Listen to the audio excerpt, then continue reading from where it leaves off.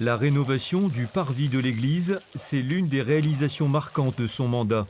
Élu à 29 ans, le centriste Florent Fatin dit avoir depuis enclenché une véritable dynamique pour sa ville. Moi, quand je suis arrivé, les quais n'étaient pas finis et n'étaient surtout pas payés. Donc en fait, il fallait remettre la commune dans une situation où financièrement elle était capable d'investir.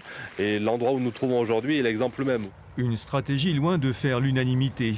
Et pourtant, critiqué entre autres pour son autoritarisme et l'omniprésence de sa famille dans la mise en œuvre de sa politique touristique, l'actuel maire a devancé tous ses adversaires à l'issue du premier tour. Le fait d'arriver en tête, ça permet déjà de dire aux autres qui se voyaient déjà élus presque au premier tour, attendez les gars, le maire il a encore, malgré le fait qu'il soit autoritaire, qu'il y a toute sa famille à la mairie depuis 30 ans, le maire il représente toujours la première force politique de la commune. Directement visé, le candidat du Rassemblement national espérait en effet faire la différence dès le 15 mars. Florent Fatin, c'est un maire qui n'a pas habité la commune pendant plusieurs années de son mandat. Moi, j'y habite depuis plusieurs années. Je suis quelqu'un qui m'investit dans la vie locale, qui est présent sur le terrain. Sur le terrain, n'hésitant pas à brandir notamment la menace d'une arrivée massive à Pauillac de migrants et donc de terroristes. Le département envisageant en fait de créer dans le Médoc une plateforme d'accueil de mineurs non accompagnés. Mais le RN n'est pas un amalgame près et son candidat reste confiant. Parce qu'on arrive quand même deuxième, on est finalement distancé que d'un peu plus d'une centaine de voix par rapport au maire sortant, donc c'est tout à fait rattrapable.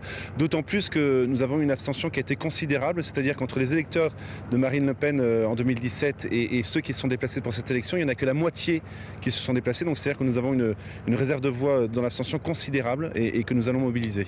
Convaincre les abstentionnistes, c'est également la priorité de William Pouyalet.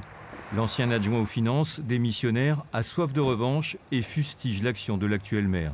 Le maire actuel a basé, lui, le développement de la ville de Pauillac sur le tourisme et le no-tourisme. Erreur monumentale. Parce que le tourisme et le no-tourisme, c'est 4 mois d'activité dans l'année. Et les 8 autres mois, Pauillac se meurt. Faire revivre la commune et donner la parole aux citoyens avec le soutien d'Hervé Fraissinet. Qualifié pour le second tour, le candidat plutôt de gauche s'est finalement retiré pour soutenir celui perçu plutôt à droite face au maire sortant. Ce n'est pas un parti politique qui va diriger la commune de Pauillac actuellement.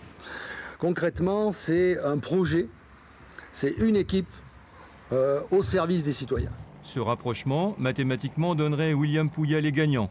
Mais l'équation n'est pas si simple et l'issue d'autant plus incertaine au soir du second tour.